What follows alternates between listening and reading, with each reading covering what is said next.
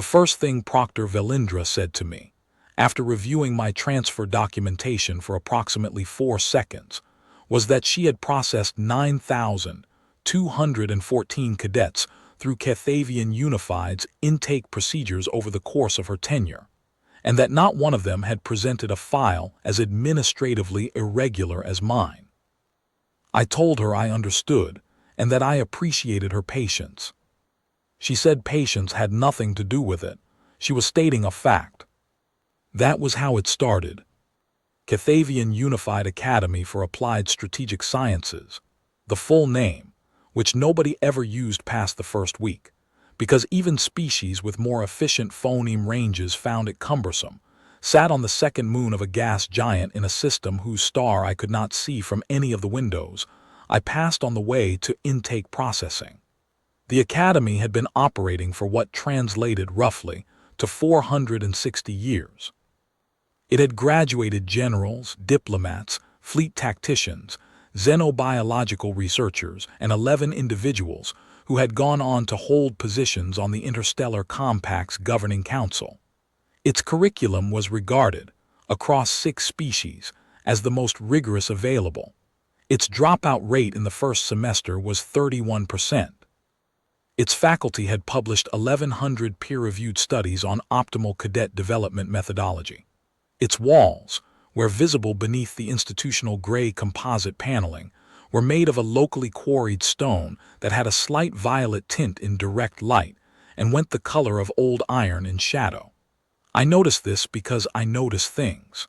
11 years of going into places that might need to be exited quickly will do that. I was there because a human diplomat had signed something, and because Earth's provisional membership in the Compact came with an exchange program, and because the Academy Selection Committee had looked at my service record and decided that I was, and I am quoting their formal offer letter here, a promising candidate for exploratory inclusion in Cohort 47, pending successful completion of the standard intake assessment battery. I had been in the service for 11 years. I had completed 4 forward deployments, 18 months of field trauma surgery under conditions that my commanding officer's after-action reports described as sustained and extreme, and a 3-year posting to a disaster response coordination unit that operated in environments most coalition forces classified as uninhabitable. The disaster response work was the part that did not make for coherent narrative, but that had, looking back, shaped more of my physiology than any of the deployments. You go into a collapsed building in a seismic zone where the aftershock pattern is still active, and you do it for 3 years, and your body learns something about the space between stability and instability. You stop being surprised by either. You start being ready for both simultaneously, not as a posture you adopt and release, but as the background condition of your existence. I had not fully understood this at the time. It is the kind of thing that becomes clearer in retrospect, from the outside, when someone else is trying to measure it and finding that the measurement keeps moving. I had a scar along my left forearm from a piece of shrapnel that had traveled through 2 walls and a door before finding me, and a hairline fracture in my right orbital socket that had healed slightly wrong and gave me headaches when I was tired. I had been tired more or less continuously since I was 22.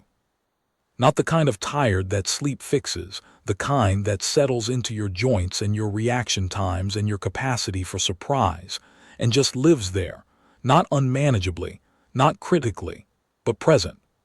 A passenger you stop trying to evict because the energy cost of eviction is higher than the cost of accommodation. I was 31 when I arrived at Kethavian. I had packed light, field habit, duffel bag, personal kit, 3 changes of clothes, and a paperback novel I had been trying to finish for 8 months because I kept getting interrupted. The novel was a planetary survey thriller, the kind of story where the scientist protagonist realizes the survey methodology is wrong about 40 pages before the institutional catastrophe arrives, and the tension comes from watching her try to correct course within a bureaucracy that is constitutionally unequipped to hear that it is wrong. I liked it because it felt familiar, not the science, the bureaucracy. I was aware that carrying a physical book was considered mildly eccentric among species who accessed text neurally or via thin-film readers, and I did not particularly care. The book was 940 pages long, and I was on page 612. I had made a decision, on the transport from the relay station, that I was going to finish it before the end of the first month. The transport journey had taken 16 hours, and I had been in a sleep rotation for most of it, because the transport's atmospheric mixture was calibrated for Vethric physiology, and the CO2 concentration made me foggy. I had slept in worse places. Sleeping in worse places is one of the practical skills that a service record never quite captures in a way civilians understand. The ability to sleep briefly, shallowly, with one partition of yourself still running sentry, in whatever configuration the available geometry permits. I had slept wedged into a transport jump seat at a 15-degree forward lean for 4 hours once, in a staging area that had shelling within its perimeter radius, and woken up ready. The transport to Kethavian was luxury by comparison. The seat was padded. Nobody was shelling anything. I slept for 11 hours in 3-hour segments and woke up each time in the same state I had gone under alert, calibrated, already reading the room. The Vethric co-passengers had found this mildly unsettling, based on the way they had positioned themselves. I had eaten a ration bar and looked out the viewport at the transit corridor and thought about the book. The intake processing center was on sublevel 3. Velindra met me at the door. She was tall not dramatically, but enough to notice, with a narrow exoskeletal frame that gave her movements a precision humans associate with things that have been very carefully engineered. Her carapace was a deep amber with darker banding along the joints, and her 4 forward-facing eyes tracked independently, which I had been briefed on but still found faintly disorienting when 2 of them looked at me while the other 2 finished reading the file. She had 4 upper limbs, 2 primary arms for manipulation, and 2 secondary ones folded against her thorax, and her feet were articulated in a way that made her stance look, to my earth-trained eye, perpetually like she was about to launch herself at something. She was not. That was just how Kethavian stood. She looked at the file. She looked at me. 2 of her eyes, independently, looked at the ceiling and then came back. "Transfer from Earth Provisional Delegation," she said.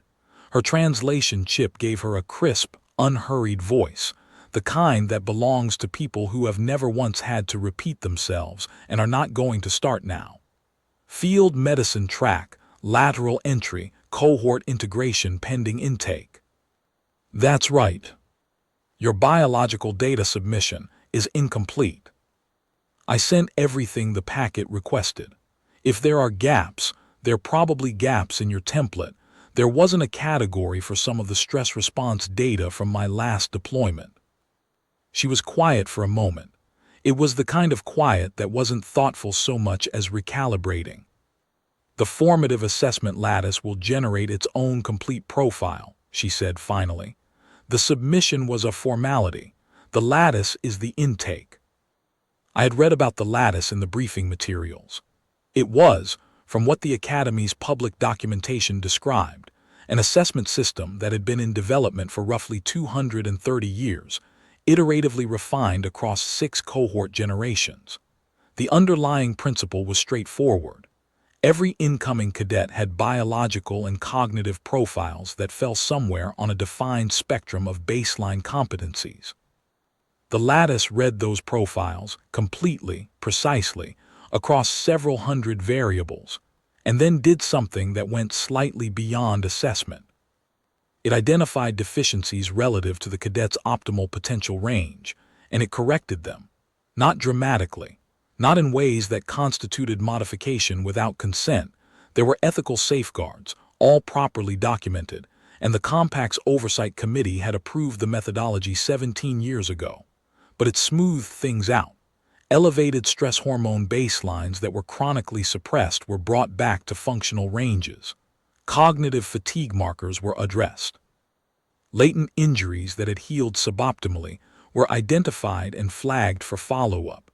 sometimes resolved on the spot if they fell within the lattice's operational parameters. The result was that cadets who went through the lattice came out the other side feeling, by all accounts, better, more capable, more ready. Every species that had sent cadets through Kethavian had found the lattice beneficial. The compact's research literature on it spanned 40 years and 14 peer-reviewed endorsements. It was, by any reasonable measure, an extraordinary piece of technology, a system that could look at a living organism across hundreds of variables simultaneously, identify the delta between where that organism was and where it could be, and close the gap in 40 minutes. The session was supposed to take 40 minutes. I put the book in my duffel bag and followed Velindra into the processing suite. The pod itself was not what I had pictured. I had been imagining something clinical and enclosed, a tube of some kind, institutional white with blinking lights. What I got was more like a room than a pod, roughly 3 meters square, walls and floor and ceiling surfaced in a material that had the texture and temperature of nothing in particular, which was its own kind of disorienting.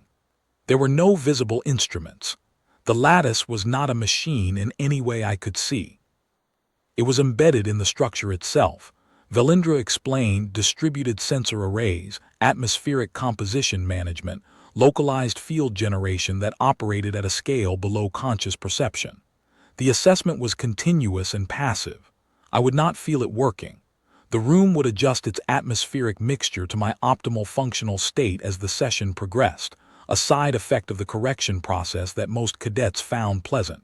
Warmth, clarity, a sense of the edge of fatigue receding.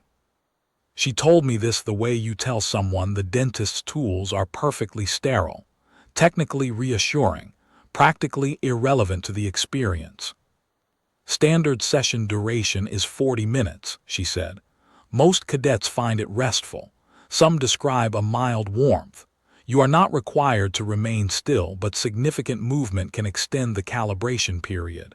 You are welcome to sleep if you like. Can I read? She paused. The light levels are adjustable. Then yes, I said, and took the book back out of my duffel bag. Velindra looked at the book. Her 2 secondary eyes, the ones folded low on her thorax, unfolded slightly, the Kethavian equivalent, I would later learn, of raising an eyebrow. Then she adjusted the room's ambient lighting to something warm and even, and left. The door sealed behind her with a sound that was not quite a click and not quite anything else, a soft finality. The room settled. I sat down on the floor. There was nothing to sit on, and the floor was the same neutral nothing temperature as everything else. Open to page 612 and read. The first sign that something was not proceeding normally came at the 43-minute mark, when Velindra's voice came through the room's ambient speaker system with the studied neutrality of someone who has just noticed an anomaly and decided not to name it directly. The calibration period is slightly extended for your session, she said. This is not unusual for lateral transfers. All right, I said without looking up. I was on page 631. At the 80-minute mark, the voice came again. We are experiencing an extended baseline establishment phase. This is being reviewed. Take your time, I said. I was on page 658. Here is what I did not know was happening on the other side of the door. I learned it later in pieces from 3 different sources. A junior technician named S. Sevic, who took my cohort's first xenobiology seminar, and who had the gift of the vivid and unnecessary specific detail that makes events legible in retrospect. A senior assessment administrator, who eventually filed a formal report that a sympathetic records clerk let me read in a hallway 3 months after the fact. And Velindra herself, who told me the technical version of events over what passed for coffee at an off-campus canteen on a cold evening in the 2nd semester, in the measured tone of someone filing a report directly into the air between us. S. Sevic gave me the texture. The administrator gave me the data. Velindra gave me the framework. Between them, I eventually had something close to a complete picture. The formative assessment lattice worked by first establishing what it called a baseline definitional state. Before it could identify anything to correct, it needed to know what the subject looked like at baseline: resting physiology, cognitive operating state, stress response profile, immune function, endocrine regulation, tissue repair rates, latent damage accumulation, and several dozen other variables that did not have clean human language translations, but which, in combination, produced something like a complete biological portrait of the organism at rest. It measured all of these simultaneously, continuously, and then compared them against what it knew about the subject's species to determine where the subject fell relative to their optimal potential range. The comparison was the point. The lattice had extensive species profiles for every cadet population it had processed, Kethavian physiological norms across 400 years of intake data, Vethric cognitive baselines refined across 12 successive cohorts, Solhari stress response architecture drawn from a sample of 7,000, Orenvan immune benchmarks, Richter neural operating ranges, Haveth-Sigeri musculoskeletal parameters. For each species, the lattice knew what healthy looked like, what suboptimal looked like, and what the optimal range was. It knew how to find the gap between where a cadet was and where they could be, and it knew how to close it. For humans, it had a profile built from 7 documents. 7. I counted them later in the administrator's report. The biological data submission I had filed, which was incomplete because the intake template had not had categories for approximately 30% of the variables the lattice would eventually try to measure. 3 compact xenobiology survey reports compiled from medical examinations of the 11 humans who had previously visited compact-affiliated facilities in an official capacity, diplomats, mostly, and 1 cartographer, none of whom had a service background of any kind. A general entry in the compact species registry, written by a committee that had done their best with limited information, and whose best was earnest and thorough, and based almost entirely on the 3 survey reports, and 2 internal research memos generated by the Kethavian Xenobiology Department when the exchange program was first proposed, which were well-structured and carefully worded, and which drew, for their physiological data, on the survey reports and the registry entry. 7 documents, 11 source individuals, none of whom had a service record, a profile assembled in good faith from a sample that was technically a sample, but that represented, in retrospect, something like trying to profile the range of human athletic performance from a population of accountants. Not that there is anything wrong with accountants, but the profile was what it was. The lattice read my baseline profile. Then it read it again. Then it began running what the senior administrator's report later described as iterative recalibration attempts, which was technical language for the system trying to decide where I fell on the optimal potential spectrum, and finding that the answer kept changing every time it took the measurement. The problem, and I mean this in the most structural sense, the way you might say that the problem with dividing by 0 is not that your calculator is broken, but that the operation produces a result that cannot be expressed within the system you're working in, was my baseline. The human baseline, as the lattice understood it from its 7 documents, was a point, a defined location on a curve. A species has typical ranges. Individual variation produces scatter around those ranges. The lattice was designed to find where a subject sat within that scatter and identify what it would take to move them toward the high end of their species potential. The system was elegant, precise, and extraordinarily effective across every population it had been designed to serve. My baseline was not a point. My baseline was, and I am borrowing the language of Sevic's informal explanation here, which was the most useful of the 3 accounts partly because Sevic was a second-year cadet who had taken enough xenobiology to understand the principle, and not enough to lose the vocabulary that made it comprehensible to someone who hadn't. My baseline was a cloud. not a scatter of points around a stable center. A cloud with no stable center that the lattice could identify with confidence, extending across a range that the system's reference data treated as the distance between multiple distinct functional states, rather than the territory of a single one. My resting heart rate, measured over the session's first 8 minutes, varied between 51 and 74 beats per minute without my doing anything at all.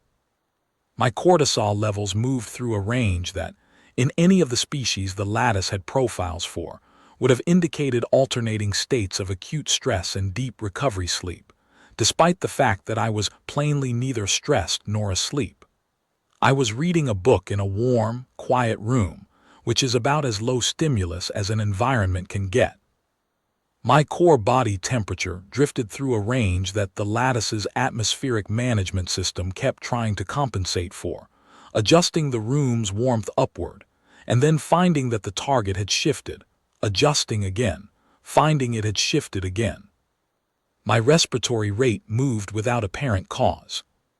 The electrical activity in my prefrontal cortex produced patterns that the lattice's cognitive assessment module kept classifying as preparatory focus states. The particular neural signature of a mind that is calm on the surface and running a rapid environmental assessment just below it, and then reclassifying them as resting states, and then failing to decide between the two, because both classifications produced internally consistent readings simultaneously, which was not something the module had encountered before, and which it handled by flagging the ambiguity and rerunning the measurement. The lattice was not designed for subjects whose resting state looked like a stress response that had been running so long it had become indistinguishable from normal.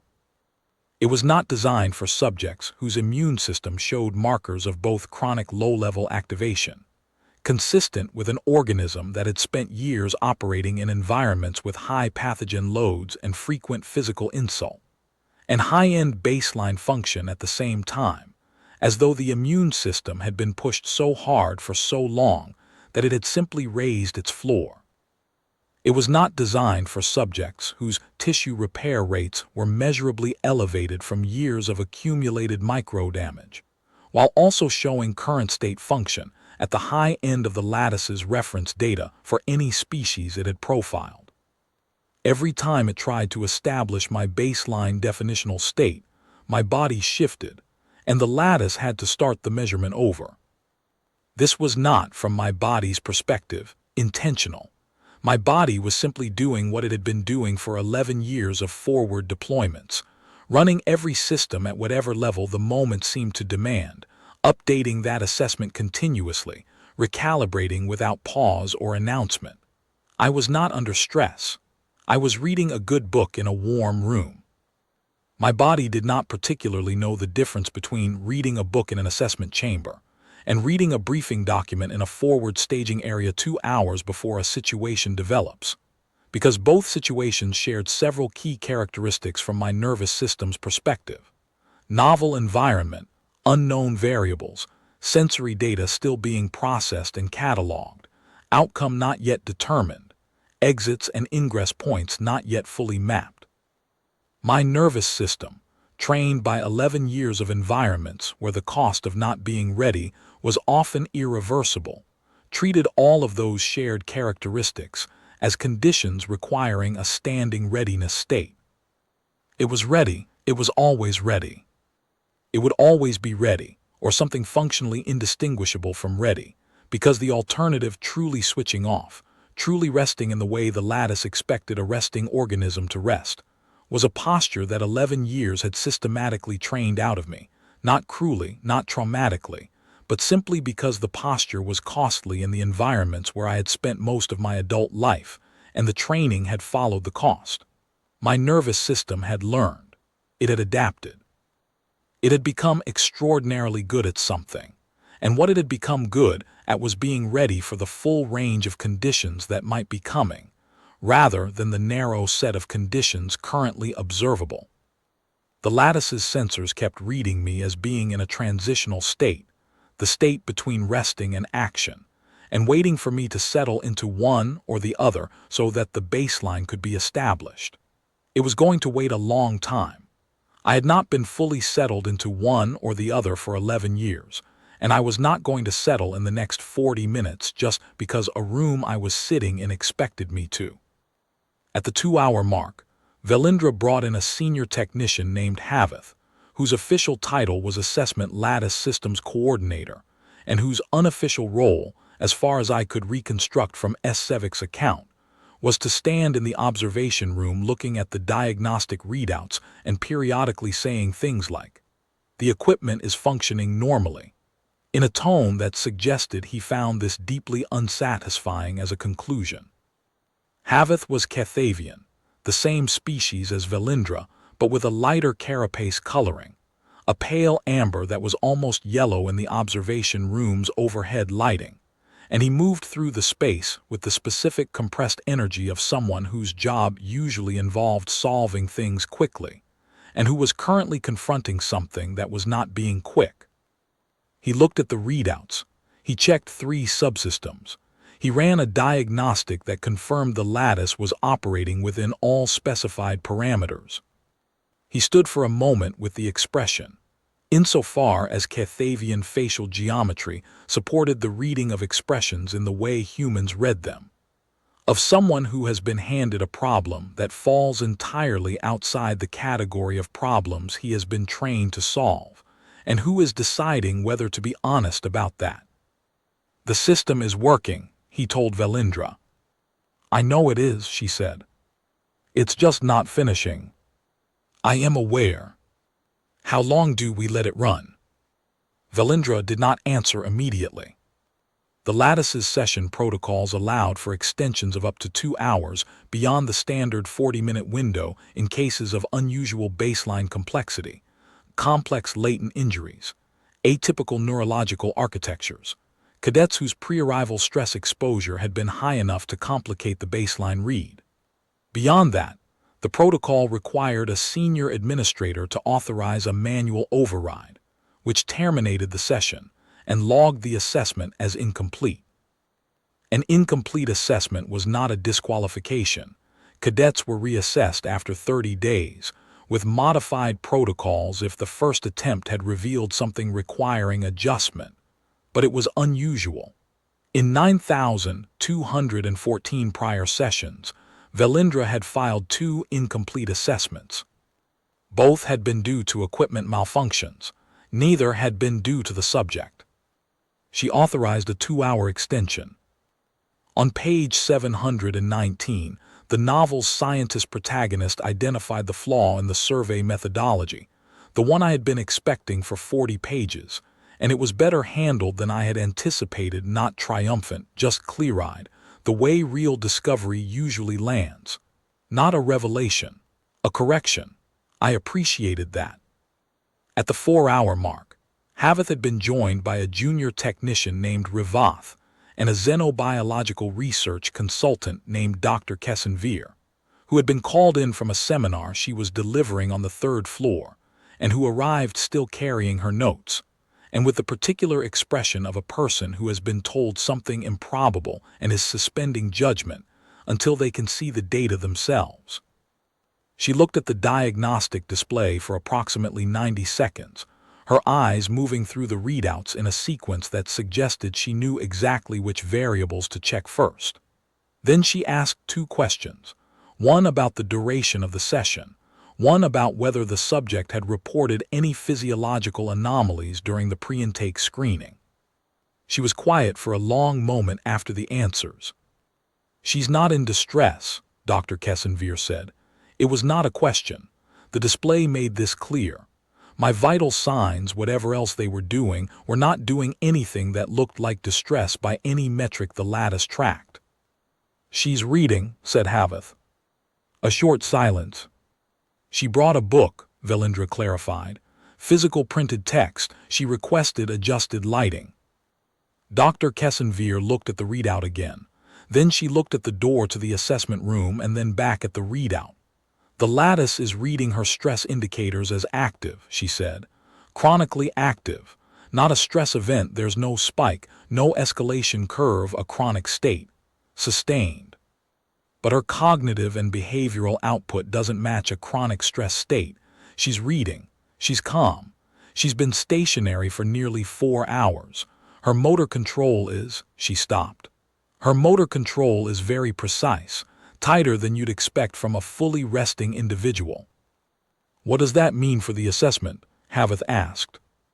It means, Dr. Kethavian said carefully, that she's resting in a way that looks like preparation, and the lattice can't establish which one it's looking at, so it keeps taking the measurement. It needs a definitive baseline state to run the correction protocol against. It keeps finding something that isn't definitively either. Ravath, the junior technician, asked the obvious question. Can it just pick one and run the assessment from there? It's not designed to pick one, Dr. Kethavian said. It's designed to identify the true baseline so the correction protocol is accurate. If it establishes the baseline wrong, the corrections will be calibrated wrong, and a miscalibrated correction applied to a living organism is worse than no correction at all. That's a foundational design constraint. The system won't proceed until it's confident. And she's not giving it confidence. She's giving it data, enormous amounts of data. The log is already, she looked at the technician's console. How many entries? Ravath checked. 8,400. Dr. Kethavian took a moment with that number. 8,400 calibration attempts in 4 hours, she said, and it still hasn't converged. She said it without alarm, with the particular quality of attention she gave to things that were genuinely unprecedented. I don't think she knows she's doing it, she said. I don't think it's deliberate. I think this is just what she looks like. On the other side of the door, I reached page 800. I had been sitting on the floor for 4 hours, and my lower back was reminding me, as it periodically did, about a compression injury from 3 years ago that had healed well enough to be functional and poorly enough to be occasionally vocal. I shifted position, moved from sitting cross-legged to sitting with my back against the wall and my legs extended, which distributed the load differently. The wall was the same temperature as the air. I had long since stopped noticing the room's ambient adjustments, the small fluctuations in warmth and atmospheric pressure that the lattice was running, trying to find a state that settled me. I was already settled. I was reading. The novel was in its final movement. The protagonist had identified the flaw, made her case to the committee, been disbelieved, made her case again with better data, been conditionally believed, and was now in the difficult terrain of being right without being able to act quickly enough. The institutional apparatus was moving. It was just moving slowly. She was running the numbers in the margins of documents that were still being routed through proper channels. I read this section with some attention. Outside, according to Esevic's account, which was the most vivid of the three, because Esevic had the gift of someone who watched things carefully and remembered the textures, there were now 6 people in the observation room.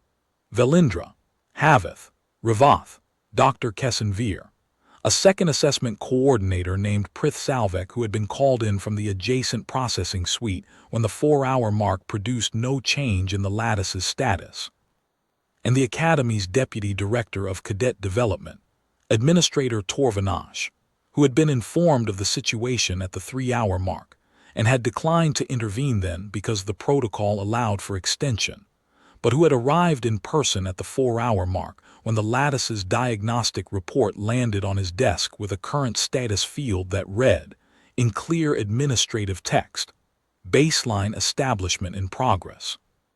Torvanash was Sulhari, a species whose physiological architecture tended toward the elongated, and whose emotional expression ran through color saturation shifts in their dermal layer rather than facial movement. He arrived in his standard issue administrative gray. His skin was at the pale blue-green that, I would eventually learn, read as neutral professional, the color of someone executing their function. He looked at the diagnostic display. He looked at the door. He looked at Dr. Kethavian. She's not in distress, Dr. Kessenvier said, because that was apparently the first thing everyone needed established whenever they walked into that room. What is the lattice reading? Torvanash asked. Everything, Haveth said, in the tone of someone who has been watching a display for 2 hours and has moved past frustration into something more philosophical and less useful. It's reading everything, continuously. The problem is that every reading produces a slightly different result, so it runs another calibration, and the next one is slightly different again. It cannot converge. Why can it not converge? Because she's different each time, biologically. Her baseline isn't stable in the way the lattice expects stability. It's moving, continuously, not within a narrow band, within a range that, by our species parameters, would represent several distinct physiological states. Torvanash was quiet. His skin shifted, the blue-green deepening towards something that might have been concern or calculation or both. The lattice cannot process a moving target, he said. It can, Dr. Kessenvier said. It is processing continuously. It's simply not converging on a correction protocol, because every time it believes it has established a baseline, the baseline has already moved. What would cause a baseline to be non-convergent in this way? She had been thinking about this for 2 hours. Prolonged exposure to extreme environmental variability, she said. A physiological system that has been required to function across a very wide range of conditions for a very long time, such that its resting state has adapted to include the entire operational range as normal. The lattice is looking for where she sits on her species' potential curve. The problem is that she appears to occupy most of the curve simultaneously. The system cannot identify a gap when the subject is already present across the full range of what it would normally be trying to move her toward. Torvanash looked at her for a long moment. His skin stayed at the deep blue-green. She covers the curve, he repeated.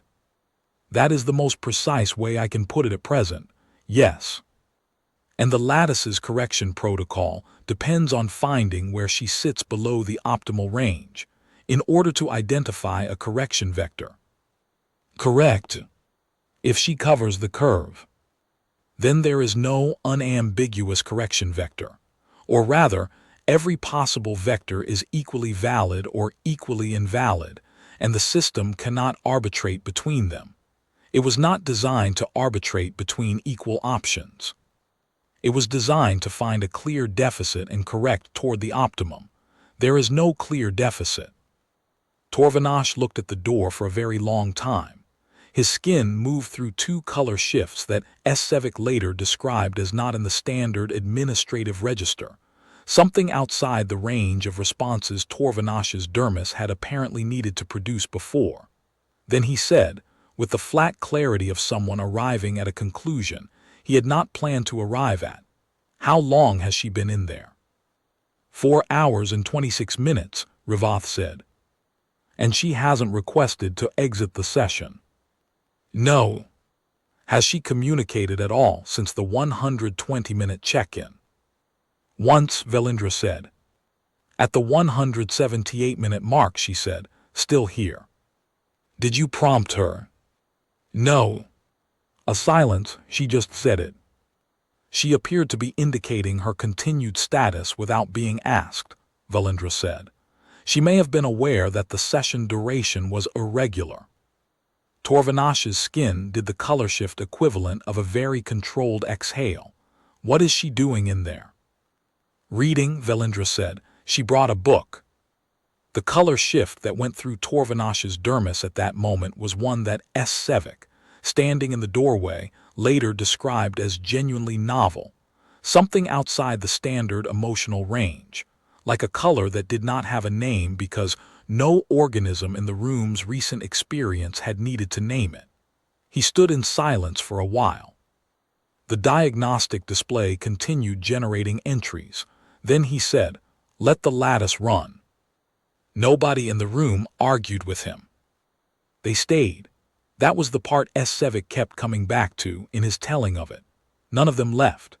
Havith pulled a low stool from the corner of the observation room and sat on it, which was the first time in Sevic's experience that Havith had ever sat during an on-duty shift rather than stood at the console. Ravath stood at the door, not quite in the room and not quite outside it, in the position of someone who is uncertain whether their presence is necessary or merely a form of witnessing. Dr. Kethavian took out a note-taking device and began to write. Prith Salvek, the second assessment coordinator, kept his eyes on the diagnostic display with the focused attention of someone watching something he had never expected to see, and was unwilling to miss any part of, even the parts that were identical to the parts before them. Velindra stood. She had been standing since the session began. She stood with the particular stillness of someone who has long practice at occupying a post without occupying space that isn't theirs, the stillness of observation, not passivity. She watched the display. The display updated every 1.24 seconds. Another entry, another calibration attempt, another inconclusive baseline determination, another recalibration flag. Torvinash stood for a while. Then he sat on the floor in a posture that was not undignified. Sulhari limb architecture produced a folded resting stance that was more compact than it looked, and he looked at the display from that angle, which was different, and produced no different information, but which perhaps felt different to occupy. At the 5-hour mark, Dr. Kethavian said, without looking up from her notes, "I want to be clear about something for the record. What the Lattice is doing is not a malfunction. A malfunction would produce inconsistent readings. The Lattice is producing completely consistent readings. It is reading exactly what is present. The issue is that what is present does not fit the framework within which the readings are meant to be interpreted." Nobody responded immediately. Then Torvinash said, "You are saying the framework is wrong." "I am saying the framework was built for the organisms we knew. It may be accurate for those organisms. For this one, the framework's assumptions do not hold." She paused. The Lattice assumed that a resting organism, left in a neutral environment without stimulus or pressure, would converge on a stable resting state. That is a reasonable assumption for every species we have data on. Organisms at rest rest. "And she is not resting," Havith said.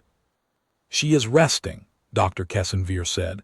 "She is simply doing it differently than we expected. She is resting in a register that our models classify as active. She is calm in a frequency that our instruments read as alert." A pause. "I do not think she experiences it as alert. I think she experiences it as neutral. I think this is her neutral." Torvinash's skin cycled through something slow and complex. "What does it feel like," he said finally, "to have that as your neutral?" Nobody in the room had an answer. It was not, strictly speaking, a question that anyone in the room was equipped to answer. But Sevic told me later that when Torvinash asked it, everyone in the observation room looked at the door to the assessment pod at the same moment, as if an answer might come through it. Nothing came through the door. Behind it I was reading. Inside, the room had stopped adjusting its atmospheric mixture at some point in the 4th hour. The Lattice's systems log showed that the atmospheric management module had run several hundred adjustments in the session's first 2 hours, small calibrations of temperature, trace gas composition, ambient pressure, searching for the configuration that would bring me to a more stable baseline state. At hour 3, it had run fewer adjustments. At hour 4, it had essentially stopped. Not because the module had given up, but because every configuration it had tried had produced the same result. My readings shifted to accommodate the new conditions within minutes, and then resumed their previous pattern of continuous gentle variation. The room could not find a configuration that settled me, because I settled to every configuration the room produced. I absorbed the adjustment and kept going at whatever pace I was already going, like water finding its level. The module's final log entry on the atmospheric management side read, "Subject demonstrates full adaptive normalization across tested configurations. Further adjustment unlikely to produce convergent result. Module suspended pending manual override or session conclusion. The room had given up adjusting me and had simply let me be, which was, as it happened, what I had been doing the whole time. There is a particular kind of equanimity that comes from having spent enough years in environments that cannot be controlled, from having learned by attrition that control is a narrower concept than most people think, and that adaptation is a wider one. You stop expecting the environment to conform to you and start building your capacity to conform to it continuously without losing yourself in the process. I had not cultivated this deliberately. Nobody does. You go into enough places where the environment has its own intentions, and you either break against them or you don't. The room had found my way of not breaking inconvenient. I found it ordinary. On page 840, the novel's protagonist made the decision I had known she was going to have to make since roughly page 620. The one where she chose between the correct course of action within the institutional framework and the correct course of action for the outcome she was trying to achieve. They were not the same course of action. She chose the outcome. I had known she would, because the author had been building toward exactly that, and because the character was the kind of character who, when you traced the line of her decisions backward from the present, had always been choosing the outcome over the framework, even when she thought she was choosing the framework. I appreciated this. It felt honest. I turned the page. I finished the book at 5 hours and 47 minutes. The last line was good. I sat with it for a moment, which is something I had not had time to do in 8 months because there had always been something pulling attention forward, always a next brief or a next transit or a next intake form to complete. I sat with it the way you sit with a door closing behind you, aware that the space you were in has now ended and not quite ready to be in the next one. Then I thought about the ending. I was not entirely satisfied with it. The protagonist had made the right call, and the institutional apparatus had eventually moved in the right direction. But one of the supporting characters, a survey administrator who had been an interesting presence for 300 pages, had been given a resolution in the last chapter that felt convenient, tied off rather than concluded. The author had decided the book was long enough, I thought, and had tied a knot without checking whether the knot would hold under the weight of everything the character had been carrying. It was a small dissatisfaction. The book was good. The dissatisfaction was the kind that means the earlier work was strong enough that the late shortcut registered. I thought about this for a few minutes, which is something I also had not done in a long time, thought about a thing without pressure, in a quiet room, without an outcome depending on the thinking. Then I thought, I have been in this room for nearly 6 hours. I stood up, and my back made its opinion known in the particular way it had adopted over the past 3 years, not sharp, not alarming, just present and vocal. And I stretched the way I had been taught by a physical therapist who had the patience of a very old mountain, slowly, methodically from the feet up, attending to each segment in sequence. It took about 4 minutes. When I was done, my back had revised its opinion to something more neutral. I picked up my duffel bag.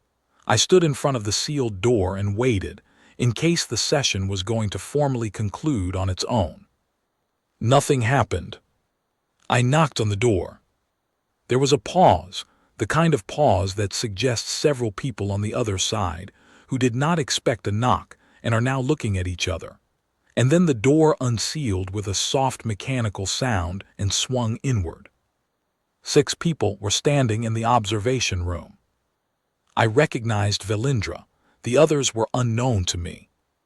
They were all looking at me with an attention that was not quite alarm and not quite awe and sat somewhere in between. The specific look of people who have been watching something develop for a very long time and have run out of ways to explain it, and who are now looking at it directly for the first time. I think I'm done, I said. Velindra looked at me for a moment with the careful neutrality of someone reviewing a conclusion she has not finished reaching. The Lattice session has not formally concluded, she said. I noticed it was still running. Is there a reason for that? The 6 people exchanged a glance that passed between them like a slow wave. There are some anomalous readings, Velindra said. Is there something wrong with the equipment? No. Something wrong with me. A pause that was longer than the previous one. No, Velindra said, not in any way the Lattice can identify. I accepted this. Then I'd like to come out if that's all right. My back has some thoughts. They let me out. The formal report from the session, the one that eventually worked its way through the assessment office's documentation system and landed in my cadet file, and that the sympathetic records clerk let me read 3 months later in a hallway while technically on my way somewhere else, ran to 41 pages. 32 of those pages were technical appendices. Most of the appendices were the Lattice's own internal logs, printed and formatted and classified as supporting material to the administrator's analysis. The log itself was 17,412 separate entries. The Lattice had been running a new calibration attempt roughly every 1.24 seconds for 5 hours and 43 minutes, and each entry was a record of that attempt, its methodology, and its conclusion. Every entry concluded the same way. Baseline determination, inconclusive, recalibrating. Except the last one, which had been generated at the moment, Velindra manually terminated the session. The last entry was different. I read it twice, standing in the hallway while the records clerk pretended to be absorbed in something across the room. Baseline determination, subject presence as nominal across all sampled states, optimization recommendation, deferred, correction vector, none identified, assessment status, session terminated by operator override prior to convergence. Note, subject does not appear to possess a suboptimal state within the Lattice's reference framework. Further study may be required. I read it twice, then a third time. Then I thought about the survey administrator from the novel, the knot that hadn't held, and about systems that run until someone decides to stop them, and about the difference between a system failing to find an answer and a system arriving at the only answer available to it. I gave the file back to the clerk. I didn't say anything. There was not much to say. The Academy's Cadet Development Committee convened 6 weeks after my arrival to address what the session summary called identified gaps in the intake assessment battery's applicability to human physiological profiles. The meeting took 4 hours, according to the administrative calendar, which I was not privy to but which S. Sevic, whose cousin worked in the records annex, described to me in considerable textual detail over a canteen table one evening, in the manner of someone who had been saving a story and had finally found an appropriate audience. The committee's conclusions filtered out through administrative channels and the rumor networks that all academies run regardless of species, genus, or institutional aspiration. They were, as far as I could reconstruct from the various accounts, threefold. First, the formative assessment Lattice's baseline determination protocol would be modified, for human subjects, to operate on a rolling average across a 2-hour measurement window, rather than seeking a convergent single-point baseline. This was described in the technical memo as an adaptive measurement framework, and in Havith's informal comments to his department, as relayed by S. Sevic, as an engineering patch that we should have built from the start if we'd had the data we needed, and we didn't have the data because we had never actually looked. The patch would work.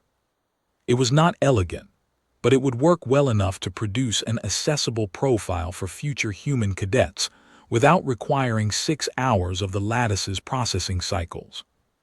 Second, the human species entry in the Compact's cadet registry would be updated to include a notation describing what Dr. Kethavian had taken to calling, in her working documents, adaptive range saturation. The notation was clinical and careful and said nothing unkind. It noted that the condition was consistent with the species' documented evolutionary and occupational history, and that intake procedures for future human cadets should be adjusted accordingly, and that the adjusted procedures should be validated with additional subjects before being considered final. It recommended, gently and in technical language, that the next human cadets to arrive at Kethavian facilities for intake processing be asked, in advance, whether they wanted to bring reading material. Third, the Lattice pod in Assessment Suite 3, mine, would not be used for human subjects again until the engineering patch was fully validated. Estimated timeline, 2 academic terms.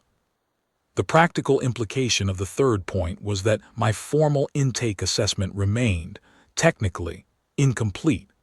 I had a flag in my file, assessment, pending protocol revision, that sat in the administrative record alongside the Lattice's own final notation. I had been told by Velindra, in her characteristic tone of someone stating facts rather than offering comfort, that the flag did not affect my enrollment, my course placement, my access to facilities, or my standing in cohort 47. I believed her. Velindra was not the kind of person who softened unwelcome information, which meant she was also not the kind of person who invented welcome information for the purpose of management. She was also not the kind of person who offered unrequested commentary, which made what she said in the corridor 6 weeks later more significant than it might otherwise have been.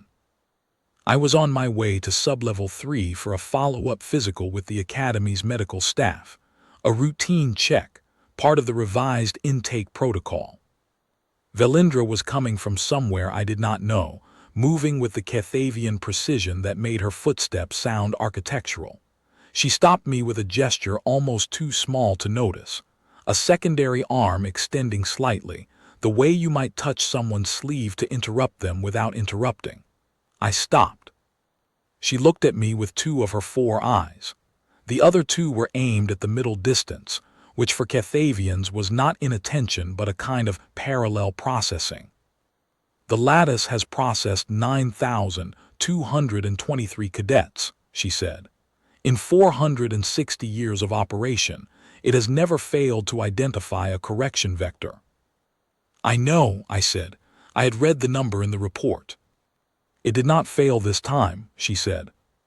The session terminated before convergence, but the Lattice's final notation was not a failure notation. It was a finding. I read the finding. She was quiet for a moment. In Kethavian social register, a pause of that length after a statement of fact was unusual. It suggested the speaker was deciding whether to say something that was not quite a fact, not quite an opinion, but something in between. It found no suboptimal state, she said. In the framework within which it operates, this is a different conclusion from failing to find anything. The system is precise. It does not produce null results by accident. I understand the distinction. I thought you would. She looked at me directly, all 4 eyes, which was not the Kethavian default for corridor conversation, and which I had learned enough to read as a marker of deliberate attention. You came into the session with a book because you expected to wait. I always expect to wait. Why? I thought about how to answer that. The honest answer was long and had 11 years of forward positions and disaster response rotations, and transit corridors and staging areas behind it. All the hours spent in rooms that weren't the operational theater yet, getting ready to be ready, learning to use the preparatory time rather than treating it as obstacle. The short answer was the same thing at smaller scale. Because there is always more waiting than there is anything else, I said. If you cannot be useful in the waiting time, you spend most of your life in a state of waste. The waiting time is most of the time. It always has been. Anyone who operates in field environments long enough understands this. The work is a fraction of the hours. The rest is transit and staging and equipment checks and weather delays and bureaucratic sequencing and holding at the threshold until someone gives the signal. If you can only function in the work itself, you're only fully present for a fraction of your own life. She considered this with the particular Kethavian stillness that indicated genuine rather than performed engagement.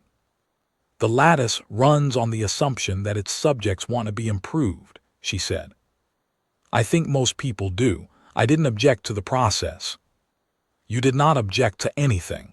You simply did not give it something to correct toward. Not deliberately. I know it was not deliberate, she said.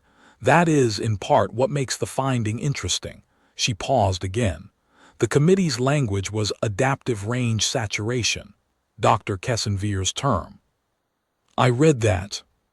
I do not think it is the right term. She said this with the finality of a technical correction, the way she said everything, not as opinion, but as a more accurate reading of available data. A saturated range implies an upper limit that has been reached and can hold no more, a ceiling that has been filled to capacity. What the Lattice encountered was not saturation, it was breadth, a pause. The ceiling was not filled, the ceiling was not where you were. I looked at her. I had been at Kethavian for 6 weeks by then, and I had learned to read Velindra's register well enough to know that she was not offering flattery. Velindra did not offer flattery. She offered assessments. This was an assessment. I received it the way I received most assessments from people I had learned to trust, without performance, without deflection. For what it's worth, I said, I didn't plan any of it. I know you did not. She looked at me with that full four-eyes attention, and her secondary arms settled into their folded resting position, and she said, which was not a thing Velindra said often, based on everything I had observed of her, that is what makes it worth something. She walked away. Her footsteps in the corridor had the Kethavian precision, each one placed with a deliberateness that was architectural, nothing wasted, every movement going exactly where it was aimed. I stood in the corridor for a moment, in the way you stand after a conversation that has deposited something into you without asking whether you had room for it. The corridor was quiet. Somewhere above us, a door opened and closed, the ordinary sound of an institution going about its business, unaware that anything unusual had been deposited into its records. Then I went upstairs, because I had a seminar in 20 minutes and I was not going to be late, and because I had bought another book. Page 1. I was going to need the waiting time. I always had.